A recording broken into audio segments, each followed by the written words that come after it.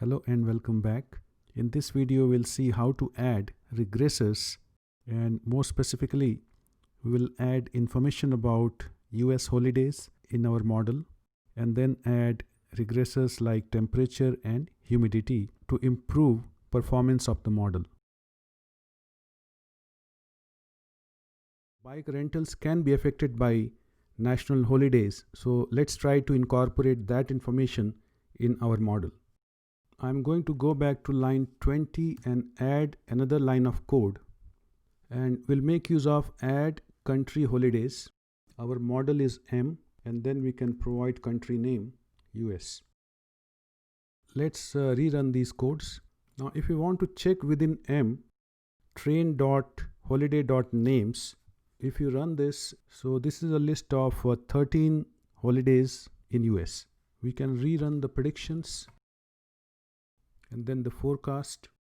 So slight changes that are observed in this plot are due to incorporation of holiday information. And when we plot components, so apart from earlier 3 components, we also have holidays. So we can also see which national holiday lead to more bike rentals. If we check model performance, so this is what we see. It may be difficult to detect any major change, but if you look at R square, we do see a slight improvement. So earlier it was below 75%, now it is about 75.6%. To include temperature as the regressor within DF, let's create TEMP for temperature. So note that in original data, we have a column called TEMP. So this is what we are going to use. So we can run this. So next in forecasting model after holidays, let's add temperature as the regressor in model M. The function that we use is add underscore regressor. So model is M, and within DF we can see this column temp. So we can run these codes now. If you click on model M, apart from all other things, you will notice there is an extra item called extra regressors. This list has a value of 1, which means that now our time series model has 1 regressor. In this case, it is temperature. When you look at temperature, one thing you'll notice is that these values are less than 1. The original data is basically normalized, and that's why these values look slightly different from actual temperature values.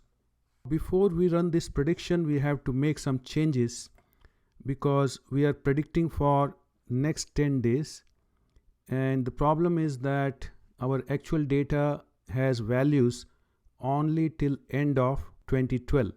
So we do not have temperature values for these future dates, but typically we know that we can get weather forecast value for next 10 days, and that can be used as an input.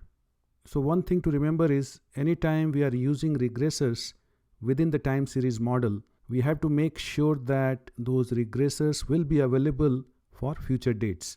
In this case, it is likely to be available, but there could be many situations where we do not have future values available.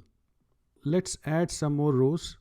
So within X, I'm going to store data frame df $temperature. These temperatures are already available for 731 days. If you click on X, you'll see that the name is df.temp, but we want simply temp. So what we can do is we can use column name function and specify this name to be temp. So now if you click on X, we see that the name of the variable is TEMP. Now let's create Y for those extra 10 days. I'm going to generate 10 random numbers from uniform distribution. So let's say we want 10 numbers, and this is going to be in January. And if you look in January, the numbers are like 0.19, 0.3, 0.2, and so on. Let's say we want numbers between 0.1 and 0.3. But let's keep this as a data frame also. So now if we click on Y, we see 10 values. Again, the title is a bit odd, so we'll change the column name So we continue to call this temp. So we have 731 values and then we have these 10 values. Now we want to have one column where all these are together and store them in future. So in future we have only one column which is date. We want to add this temp column also to future. To do that, we'll say future and create this column temp and then use R bind function for row bind, first X and then Y. So those 10 extra values in Y get added to X. So now if you look at future, we have date column and we have temperature column. But again, temperature column is being named as temp.temp. So we have to take care of that. Let's modify future a little bit and make it a matrix. So let's remove column names and rename them as we want. So by saying null, we can remove names. So now the names are simply V1, V2. And then we can give proper names. First column will continue to call DS and second column as temp. Now if you do str future, if you look at the structure, you'll notice that R is treating these variables as character. So we need to make some further updates. First we'll convert this from matrix to a data frame. And then we'll convert temp or temperature into a numeric variable. Now if you look at structure, you can see that temperature is numeric. So we also need to convert DS into a date format. So this is what we had used earlier, YMD, year, month, day. So now if you check structure, you can see DS has a date format that we need and temperature is numeric. So now we are all set with preparing our data and we can do forecast. And then we can plot the model. We can plot the components. So now you see an additional graph which is for extra regressor that we are using. And that extra regressor is nothing but temperature. And you'll also notice that it says additive. So by default, we are using an additive model here. Now let's look at model performance.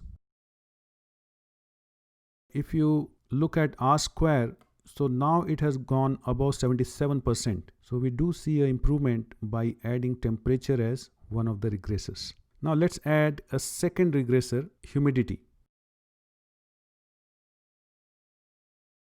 So we are going to repeat the process. We'll go back and add an extra row. So note that if you look at data, so one of the columns here is humidity. So that's what we are going to add. And we run all these codes. So it says HUM is missing. So actually before we run this, we should have created HUM column in DF also. So now if you click on DF, so apart from date and number of bike rentals, we also have temperature and humidity. So we create this forecasting model. If you click on M again and look at extra underscore regressors, now we have a list of 2 and these 2 regressors are temperature and humidity. The way we added temperature, we need to make some additions for humidity. So let's create some space here. Copy paste. Now for the numbers, let's again look at humidity values in January. In January, we see values between 0.4 and 0.8. We change this to 0.4 and 0.8. I'm using random numbers here, but in reality, when you are doing any prediction for future, so you can get this from weather forecast. So let's rerun this part and then rerun this part for humidity. So you can see our future now has 741 observations. It also has a column for humidity. So we have to make adjustments to name of these variables. So let's add HUM and we'll also have to convert humidity column into a numeric type. So now we can run this part and then create forecast. and then plot the time series forecast.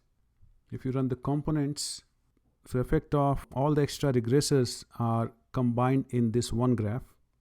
If you look at the model performance, so now our R square has improved to over 80%.